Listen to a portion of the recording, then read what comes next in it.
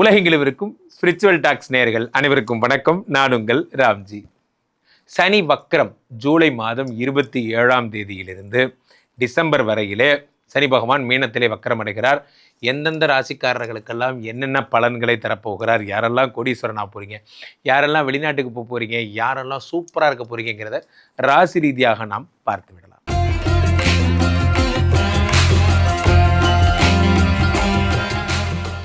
இனி இதயத்தின் இடப்பக்கம் இருக்கும் விருச்சிக ராசிக்காரர்களே, இந்த உலகத்தில் விருச்சிக ராசிக்காரர்களுக்காக ஒரு ஜோதிடர் ஒருவர் இந்த உலகத்தில் உண்டென்றால் அது நான் மட்டும்தான். காரணம் என்ன? உங்களை உள்ளபடியே காதலிப்பவன் நான். உங்களுடைய ஒவ்வொரு வாழ்க்கையில் விருச்சிக ராசிக்காரர்களுக்கு வாழ்க்கையில் என்னெல்லாம் நடக்குங்கிறத கூடவே இருந்து பார்த்தவன் நான். உங்கள் வாழ்க்கையில் உங்களை நான் மிகவும் ரசிப்பவன். உங்களுக்காக ஒரு ஸ்பெஷலிஸ்ட்னா நான் தான். அதனால் யார் எங்கேனாலும் எங்கிட்ட மட்டும் தான் ஜாதகம் பார்க்கணும் விருச்சிக ராசிக்காரர்கள். அது உங்களை யார், ரஜினிகாந்த் சொல்கிற மாதிரி நம்ம யாரை விரும்புகிறோங்கிறது முக்கியம் இல்லை, நம்மளை யார் விரும்புகிறாங்கிறது தான் முக்கியம். அப்போ விருச்சிகராசிக்காரர்களுக்கு சனி பகவான் வக்கரம் என்ன தரும்னா 3-4 வக்கரம். ஒரு வகையில் நல்லது, ஒரு வகையில் கெட்டது. என்ன சார் விருச்சிகராசிக்காரங்களுக்குன்னே தேவையே இல்லாமல் பிரச்சனை வருது? ஆமாம், கரெக்டாக வாயிலே தான் பிரச்சனை வருது, நமக்குன்னே வருது. 3-4 வக்கரமாகிறார் நண்பர்களே. 5ஆம் இடத்தில் சனி பகவான் வக்கரமாகும் பொழுது பெருஞ்சொத்து தருகிறார். நல்லா நோட் பண்ணிக்கிறோம். பெருஞ்சொத்து. அது என்ன பெருஞ்சொத்து? பெருஞ்சொத்துனா என்ன அப்படின்னா, ஒரு மிகப்பெரிய லெவலில் உங்களை டெவலப் பண்ணுறார் இந்த சனி பகவான். எனக்கு ரொம்ப ஆசை சார், சொந்த ஊரில் இடம் வாங்கணும், பண்ணை நிலங்கள் வாங்கணும், அது மாதிரிலாம் ஆசை. எங்கள் ஊரில் நான் இது மாதிரி வாங்கணும்னு ஆசை. அதெல்லாம் நடக்கும். நான் 1 ஏக்கர் வாங்கலான்னு போனேன், பக்கத்தில் இருக்கிற இடமும் சேர்த்து 2 ஏக்கரை வாங்கிட்டு வந்துட்டேன். இந்த மாதிரி விஷயங்கள். 5ஆம் இடத்துல வக்கரம் பெறும்பொழுது குழந்தை. எனக்கெல்லாம் குழந்தை வருமானு நான் ஆச்சரியப்பட்டேன். ஆனால் எனக்கு ஆச்சரியம் என்னென்னா, திடீர்னு நேச்சுரலாகவே ஓகே ஆயிடுச்சு. ரொம்ப நாளாக எல்லா டாக்டரையும் பார்க்குற டாக்டர்லாம் என்ன சொல்கிறாரு, why don't you go for IVF. இதே மாதிரியே கேட்டு நான் எங்கிட்டேருந்து எப்படா ஐவிஎஃப் பண்ணலான்னே யோசிக்கிறாங்க தவிர எனக்கு ஒரு குழந்தை பிறக்கணும்னு யாரும் யோசிக்க மாட்டேங்கிறாங்க. இதெல்லாம் சரியாகும். 5ஆம் இடத்துல சனி பகவான் வக்கரமாகும் போது பந்தயம். நண்பர்களே, வாழ்க்கையில் ஒன்று புரிஞ்சுக்கோங்க. பந்தயம்னா என்ன? வாழ்க்கை ஒரு போர்க்காலம் வேட்டையாடி. என்னோடய தம்பிகளுக்கெல்லாம் சொல்வேன், எப்பொழுதும் புலி குணங்களோடு இருங்கள், பந்தயத்தில் செய்யுங்க, உசுருக்கு சமமானதான் பந்தயம் அப்படி. அந்த மாதிரி நமக்கு நம்மளே ஒரு இலக்கு வச்சுக்கணும். இந்த வருஷம் நான் இதை ஜெயிப்பேன். அதை ஜெயிக்கிறத விட ஒரு பெரிய சுவாரஸ்யமான ஒரு சாப்டர் இந்த உலகத்தில் எதுவும் கிடையாது. நன்றாக புரிந்து கொள்ள வேண்டும். நமக்கு நம்மளே ஒரு இலக்கு வச்சு அதை நம்ம ஜெயிக்கிறது ஒரு சுவாரஸ்யம் இருக்குது பார்த்தீங்களா? அது ஒரு அலாதியான சந்தோஷம். அதை நீங்கள் அனுபவிப்பீங்க. இந்த சனி டிசம்பர் வரைக்கும் இருக்கிறதுல ஒரு டார்கெட் வைப்பீங்க. இதை நான் ஜெயிக்க போகிறேன். நான் எனக்கு முன்னாடி கடை நம்ம முன்னாடி ஒரு கடை வச்சுருக்காரு, கிரிதரன் கடை இருக்குது. அந்த கிரிதரன் கடை பக்கத்தில் நானும் அவருக்கு காம்படிட்டிவாக நான் வளர்ந்து காட்டுவேன். நமக்கு காம்படிட்டிவானா கிரிதரனை வேணால் வச்சுக்கிங்க, ஹரிகரனை வேணால் வச்சுக்கிங்க, அது மேட்டர் இல்லை. ஆனால் விஷயம் என்னென்னா, யாராவது ஒருத்தர் காம்படிட்டிவாக வச்சுக்கிங்க. சில பேர் இருப்பாங்க, நம்ம போட்டியாக யாரையும் நினைக்கிறதே இல்லை. நீ நினைக்க மாட்டடா, நான் நினைப்பேன். நம்ம யாரை பார்த்தாலும் போட்டியாக நினைக்கணும், நம்ம ஜெயிக்கணும். அது போட்டி உணர்வு இல்லாமல் எப்படி வர முடியும் சொல்லுங்கள்? 1 அடி ஸ்கேலை பார்த்து 1/2 அடி ஸ்கேலை ஆசைப்படணும். அப்போ தான் அது 1 அடி ஸ்கேலாக மாறும். அது நம்ம ஆசையே படலைன்னா. அப்போ 5ஆம் இடத்துல சனி பகவான் என்ன பண்ணுறார்? வக்கரமாகும் பொழுது தூங்கிட்டு இருக்கிறவங்களை தட்டி எழுப்புறார். கமான் வாங்க ஓடலாம். 5, 6, 7 பார்க்குறார். 7 பார்க்கும்போது காதல் வருகிறது நிறைய பேருக்கு. அடடா மழடா அடமழடா அந்த மாதிரி. அது என்னமோ தெரியல, விருச்சிக ராசிக்காரர்கள் காதலித்தால் மேகம் நின்று மழை பெய்கிறது. அது மாதிரி பொறுமையாக நீங்கள் நிதானமாக காலிலேருந்து உங்களை மாதிரி லவ் பண்ணுறாள் இந்த உலகத்தில் யாரும் கிடையாது. அப்படி 5, 6, 7 பார்க்குறார். 5ஆம் இடத்தில் இருக்கின்ற சனி பகவான் 7ஆம் பார்வையாக 11ஐ பார்க்கிறார். 11 அடுத்து 2 பார்க்குறார். ரொம்ப சூப்பராக இருக்க போகிறீங்க இந்த வருடம். ஆனால் ஒரு பிரச்சனை, 3-4 சனி பகவான் இருக்கிறார். இதெல்லாம் உங்களுக்கு நல்ல பாயிண்ட். என்னது? பந்தய உணர்வு ஏற்படும், குழந்தை பிறக்கும், சொத்து சம்பந்தப்பட்ட நல்ல விஷயங்கள் வரும். அப்புறம் வேறு என்ன சொன்னேன்? லாபம் வரும், பணம் வரும், எல்லாம் வரும். இதெல்லாம் வரும். யாருக்கு வரும்? உங்களுக்கு வரும். அதை கொண்டு போய் யார்கிட்ட கொடுப்பீங்க?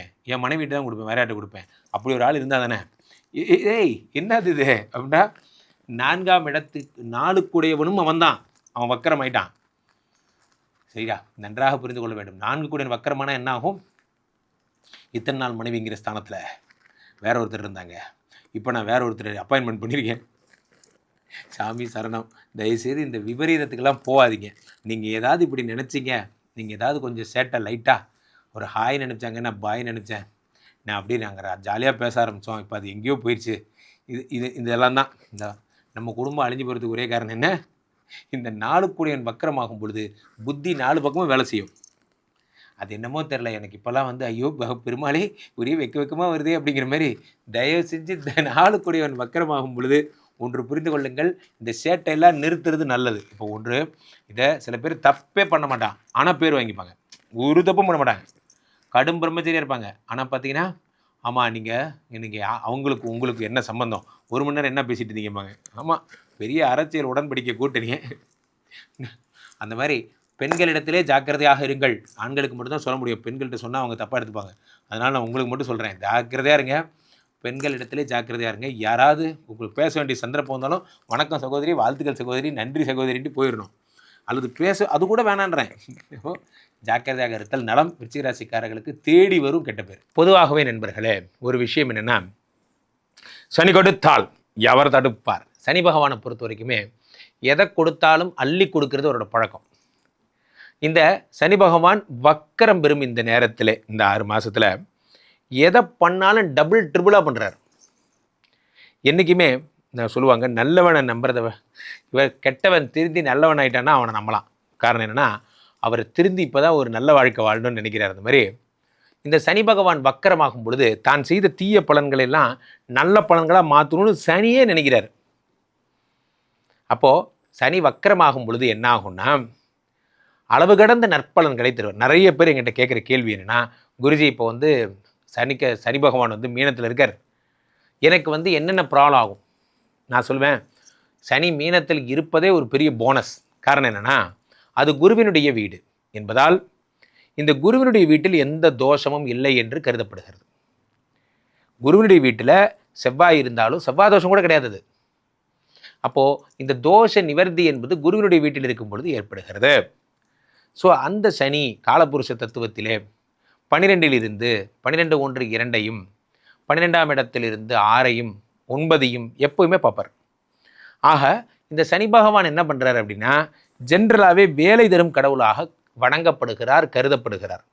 அப்போ என்ன ஆகும்னா, அந்த சனி பகவானை பொறுத்த வரைக்குமே நீங்கள் வந்து என்ன ஒரு ஸ்பெஷல் விஷயம்னா, நீங்கள் இவரை நம்பி வேலை கிடைக்கும். சார் எனக்கு வேலை போயிடுச்சு சார், நான் என்ன பண்ணுறதுன்னு தெரில, எனக்கு வேலை கிடைக்குமா?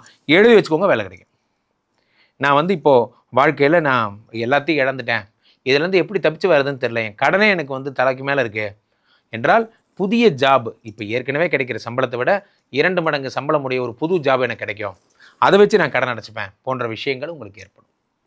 இந்த சனி வந்து என்ன பண்ணுறாரு அப்படின்னா, தனத்தை வந்து டைட் பண்ணுறாரு. இது வரைக்கும் எதெல்லாம் ஒரு ஓட்டை விழுந்த படகு கற்பனை பண்ணிக்கோங்க, அந்த ஓட்டை விழுந்த படகுல என்ன பண்ணுறார் சனி பகவான், உங்களை கூட்டிகிட்டு போகிறார்.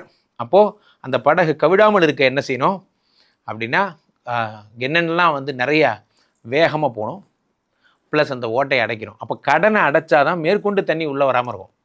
அந்த மாதிரி தான் வாழ்க்கையிலே நமக்கு வருகின்ற பொருளாதார விரயத்திற்கான முதல் காரணம் என்ன அப்படின்னு யோசிக்கும்போது, நிறைய வந்த கடன். அந்த கடனை தீர்க்கிறார் சனி. மட்டும்தான் கடனை தீர்க்கின்ற கடவுளாக வணங்கப்படுகிறார்.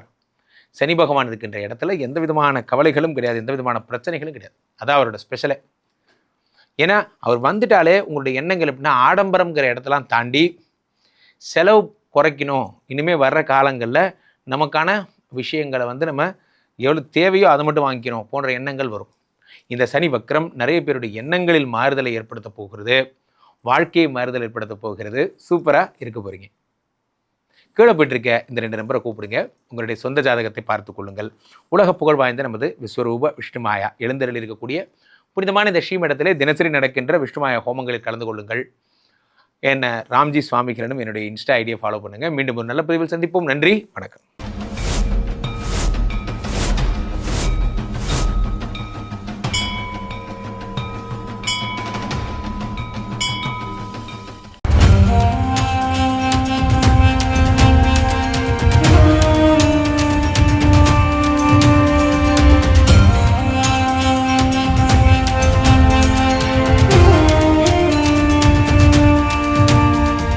எல்லா ஊர்லேயும் சாமியை வந்து அடித்து துருத்தி அனுப்புகிறாங்க. அதன் பிறகு பார்த்தீங்கன்னா இந்த பூண்டிக்கு வராரு. இங்கே இருக்கவங்க பக்கத்தில் இருக்கவங்க எல்லாம் சேர்ந்து சாமியை வந்து திருவண்ணாமலைக்கு போகிற வழி மல்லவாடி காட்டில் எடுத்து போய் வெட்டி போட்டு வந்துடுறாங்க. எப்படின்னா தலை தனியாக, கை தனியாக, கால் தனியாக, பீஸ் பீஸாக வெட்டி போட்டு வராங்க.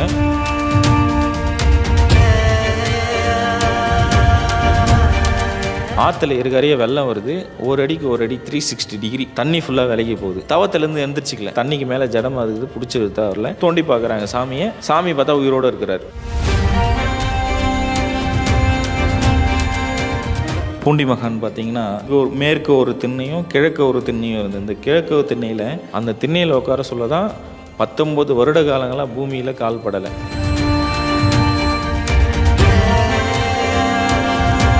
ஜமீன்தாரர் வந்து கேட்குறாரு, சாமி உங்களுக்கு அப்பா அம்மா யார், அண்ணன் தம்பி யார், நீங்கள் எங்கேருந்து வந்தீங்க, உங்களுக்கு பசங்க இல்லையா, குழந்தை இல்லையா, உங்கள் மனைவி இல்லையான்னு கேட்குறாங்க. அப்போ சொல்கிறாரு, அண்ணாமலையாரும் உண்ணாமலை அம்மனும் தான் எனக்கு அப்பா அம்மா, பசங்கன்னு பார்த்தீங்கன்னா நீங்கள் தான் என் பசங்கன்றாங்க. உங்களுக்கு என்ன வயசாகுது சாமி அப்படின்னு சொல்லிட்டு கேட்குறாங்க. நான் அண்ணாமலையார் கோவில் கட்ட சொல்ல எங்கள் அப்பாவுக்கு நான் கல் எடுத்து கொடுத்தேன் குழந்தையிலேருந்து. இன்றைக்கி ப்ரெசன்ட் டேட்டுன்னா அதுதான் என் வயசு, நீ அன்றைக்கி நீங்கள் கூட்டி சொல்லுப்பான்றாரு.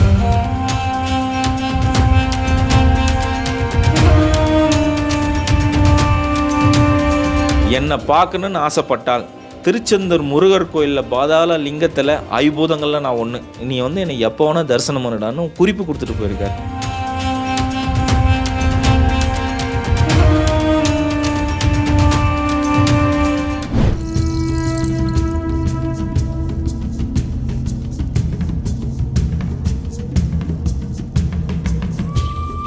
புலிகள் கூட ஒரு மகான் விளையாடி இருக்காரு. இவர் தவம் இருக்கும்போது இந்த வரி புலிகள் இவரை பாதுகாத்திருக்கு. திருவண்ணாமலைக்கு வந்த மகான்கள் வரிசையில இவர் முன்னோடின்னு சொல்றாங்க. ஈசான்ய ஞான தேசிகர் ஐயா, இவருடைய வாழ்க்கை வரலாறு தான் நம்மளுடைய தேடல் பயணத்துல பார்க்க போறோம். வெல்கம் டு தேடல், நான் உங்கள் வினோ.